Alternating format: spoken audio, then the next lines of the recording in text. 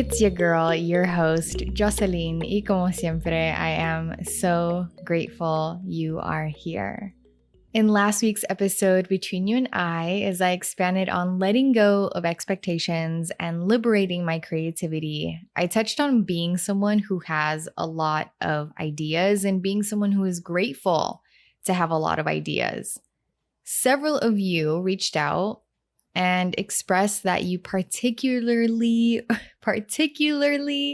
resonated with that tidbit of the conversation. So it just felt right to talk about exactly this in this week's episode, being someone who has a lot of ideas. Y'all, I am so grateful to have a lot of ideas. I'm so grateful to have an abundance of ideas. I'm so grateful to be gifted the imagination, the creativity, the vision needed to have a lot of ideas. I'm so grateful to receive my ideas and no longer ignore or dismiss or suppress my ideas. I am so grateful to know that having a lot of ideas is a blessing, not a burden. This conversation we're about to have is seriously a conversation that my younger self needed to hear. And not my inner child, because when we're children, we are simply playful with our ideas and our imagination, and we really don't overthink them. But my inner teen, my inner adolescent, my inner young adult in her early 20s really needed to hear this conversation. I feel equipped to lead this conversation now because your girl has always been someone who just has so many ideas, and over the years, I've developed a healthier relationship with my ideas. So let's talk about the truth that having a lot of ideas is a blessing, not a burden. I remember there was a time where having a lot of ideas felt like a burden because they weren't contributing much to my life other than more thoughts in my mind. I felt overwhelmed by them because I didn't know what to do with them. I felt frustrated with them because what was the point of having a lot of ideas if nothing was going to happen with them? I even felt defeated by them because nothing was happening with them.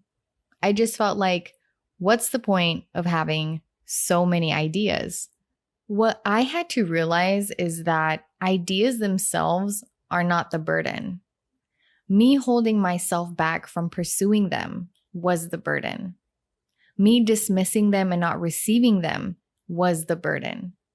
Me not giving them a chance to be brought to life was the burden. Me not believing in myself enough to bring them to life was the burden. If anything, I was the burden, not my ideas. Ideas simply reveal themselves to us, and from there, it's really on us to decide what we're going to do with them. And let me clarify, we have the power to decide what we're going to do with our ideas. I also want to clarify that the reason why our ideas start to feel like burdens when we suppress them is because we are suppressing them. Anything that you suppress will eventually feel like a burden, whether it's an idea or an emotion or an experience or a thought. Anything that is suppressed becomes an energetic blockage that naturally begins to feel like a burden, especially as time progresses, because then that energetic blockage begins to build up and become increasingly more dense and more heavy. And this is where episode 71 comes in, because we talk about liberating your creativity, liberating your creations, liberating yourself as a creator. So if you have yet to listen to that episode, highly recommend that you do so. The way I see it now is my ideas are blessings. And the reason why I see my ideas as blessings is because as I've allowed myself to pursue them over the years, I've been able to experience and witness all the blessings that my ideas have gifted me. I've been able to experience and witness all the blessings that have come from me pursuing my ideas, from me bringing my ideas to life. And what I've come to realize is that sometimes it's not even about bringing the idea itself to life, but about where pursuing the idea will lead you. Sometimes it's more about how you will be transformed by the pursuit of the idea rather than about the idea itself. I think I'm gonna have to do a whole other episode where we specifically talk about the blessings that come from pursuing your ideas, because that truly is a whole conversation in and of itself. I've actually been thinking about how grateful I am to have allowed myself to pursue one big idea, literally just one big idea, because once you allow yourself to pursue one big idea, it changes everything. But in this episode, I want to stick with the topic of having a lot of ideas because, yes, again, having a lot of ideas is a blessing, not a burden. So, how do you actually create that shift in perspective where you start to see your ideas as blessings and not burdens? Let me tell you the number one thing. If you're someone who has a lot of ideas, this is my number one recommendation for you. The number one thing that helped me begin to shift my relationship with my ideas is writing my ideas down. Yes, community. My number one recommendation for you is to write your ideas down. Write all of them down. Don't worry about having all of the details or the hows or the whens or whatever else your mind may be pressuring you to know. Just write the ideas down and whatever details you do have in the moment. A few reasons why writing your ideas down is powerful includes, but is not limited to, writing your ideas down is a reflection of you receiving your ideas. Writing your ideas down helps you release the blockages, the buildup, the suppression in your mind and body.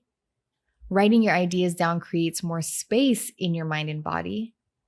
Writing your ideas down gives you clarity. And writing your ideas down is you transforming the ideas into something physical and commencing the manifestation process. I have notebooks that I dedicate solely for my ideas and nothing else. And I have so many idea notebooks from over the years. These notebooks are gold to me. There's a lot of great ideas in them. And there's also a lot of not so great ideas in them.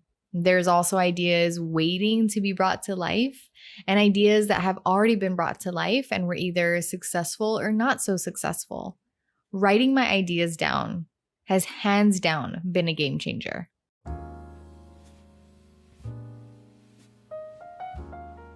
Let's take a moment to talk about our partner. I now look forward to drinking my one scoop of AG1 every single morning because one, it genuinely tastes really good to me. And two, it feels really good to know that I am absorbing 75 high quality vitamins, minerals, whole food sourced ingredients, probiotics, and adaptogens that help me get my day right, my body right, my mind right, my spirit right every single day. And I just absolutely love that it contains less than 1 gram of sugar. It has no GMOs, no nasty chemicals or artificial anything. And yet, again, it still just tastes so good. AG1 truly is a small micro habit that has huge benefits. It's one thing you can do every single day to take great care of yourself, your mind, your body, your spirit. And I am genuinely so grateful to share this product with you, AG1. And I'm so grateful that I genuinely appreciate this brand, Athletic Greens. Right now is the time to reclaim your health and arm your immune system with convenient daily nutrition. It's just 1 scoop in a cup of water every day. That's it. No need for a million different pills and supplements to look out for your health. To make it easy, Athletic Greens is going to give you a free 1-year supply of immune supporting vitamin D and 5 free travel packs with your first purchase. All you have to do is visit athleticgreens.com/SWG. Again, that's athleticgreens.com/SWG to take ownership over your health and pick up the ultimate daily nutritional insurance. I have also put the link in the description below. Okay, let's get back into our conversation. So you wrote your ideas down. Now what? Well, go on and help yourself in this life.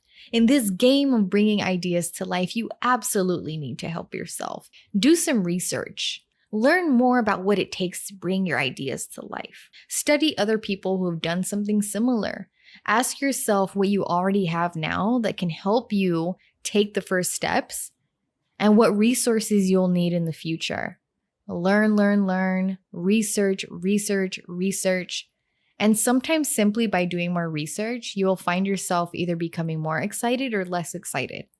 You'll find yourself feeling more aligned with the idea or less aligned with the idea. But one thing I will tell you is that if you start feeling less excited, if you start feeling discouraged because you don't feel equipped enough or smart enough or talented enough or enough, period, you need to check yourself before you wreck yourself, okay? Remind yourself that you deserve to try. Remind yourself that absolutely everybody begins as a beginner. Remind yourself that you don't need to know everything right now. You simply need to show up, do what you can with what you have, and take the first step, and then the next step, and then the next step. Now, if you start feeling less excited, if you start feeling discouraged because you're too lazy, well, then I don't know what to tell you other than laziness gets you nowhere. Bringing ideas to life takes work, and there's absolutely no way around it. There just isn't. Remind yourself that you can do hard things. Again, remind yourself that you can do hard things. You absolutely can. So after your research, then what? Let me tell you a truth. And this is a truth I also needed to hear when I started pursuing my ideas. There is no blueprint.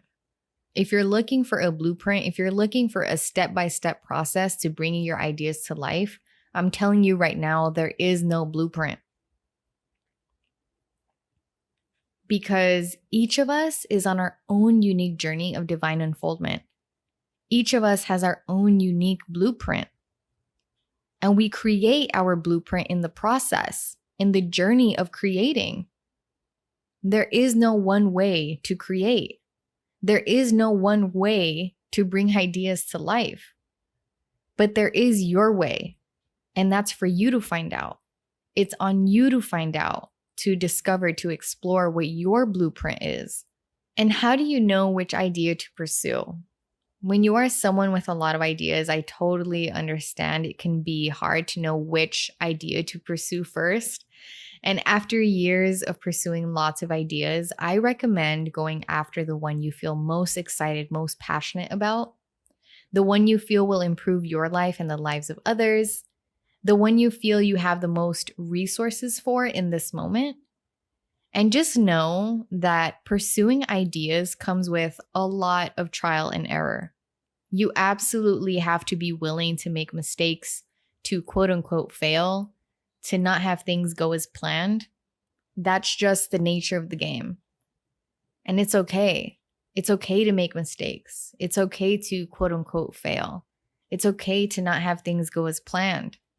The more you just keep trying out your ideas and like sincerely giving them a try, right? Not like, quote unquote failing once and then giving up, or giving it a try for a month or a couple of months and then giving up, like allow your attempts to take time, like really take your time with them, like sincerely give them a try, because so many people who pursue their ideas give up too soon. Don't be one of those people that gives up too soon. Like you want to be able to walk away really feeling like you gave it your all. And the more that you keep giving it your all, the more that you keep trying your ideas, the more you'll strengthen your discernment to know which idea to pursue, the more you'll develop a creative and logistical skill set that will make pursuing your ideas easier. And the more comfortable you'll be with just trying, just putting yourself out there and taking risks and making sacrifices. I absolutely believe in you. I really, Really do. And I pray that after tuning into this conversation, you believe in yourself at least a little bit more. The last thing I'd like to share before we get into affirmations is that one thing I've come to know is that I can do everything.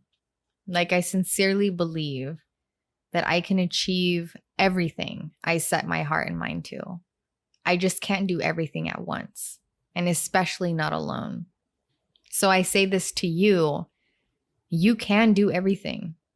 You can achieve everything you set your heart and mind to. You just can't do everything all at once, and especially not alone. Don't overwhelm yourself with pursuing everything all at once. Don't pressure yourself nor your ideas. Don't rush yourself nor your ideas. Trust in divine timing. Okay, let's close this conversation out with some affirmations. I encourage you to repeat these affirmations after me. I encourage you to write these affirmations down if you feel called to them, if they resonate with you, if they feel good to you in your heart and your spirit. I welcome abundance in my life, and I welcome my abundance of ideas.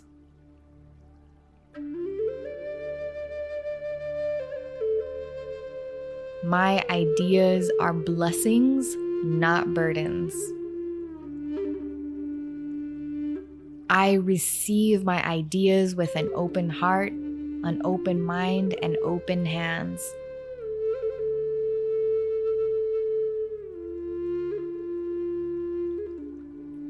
I allow myself to explore my ideas because I am worthy of being expanded by my ideas.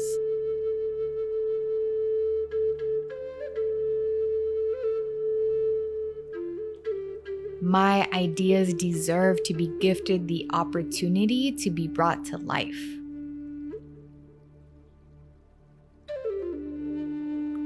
I believe in myself and my ability to bring both big and small ideas to life.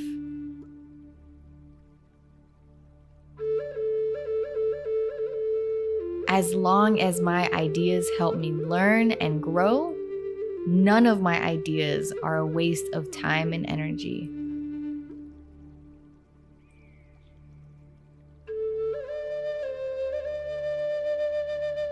I am strengthening my ability to discern which ideas are worth investing in.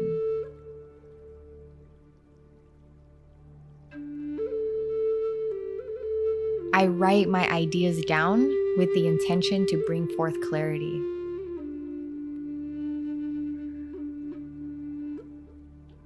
My ideas are brilliant, unique, creative, and are a reflection of my higher potentials.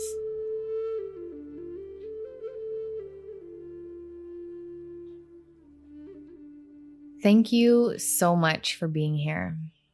Thank you for receiving this conversation. Thank you for bringing this podcast into your present moment. I truly am so honored. I'm so grateful. And I truly see the creator in you. I truly believe in you and your ability to bring your ideas to life, both big and small. I believe in your ability to overcome any and all trials and tribulations, any and all challenges and obstacles that may arise in your pursuit to bringing your ideas to life. And again, I just really want you to know that you are worthy. You're worthy of experiencing one of your ideas coming to life, especially the big ones, the small ones too, but you really are worthy of experiencing the experience of bringing one of your big ideas to life. If you enjoyed this conversation, please head on over to Apple Podcasts, find the Starting with Gratitude page, scroll down, see the stars and comment box waiting for you to share a rating and review, and share a review from the heart. Let the people know why you recommend this podcast. Help this podcast community grow. I thank you so much, so much again for being here. Your presence is felt, and I look forward to seeing you, to speaking with you in the next episode. Peace, blessings, so much love and gratitude. Your girl, your host, Jocelyn.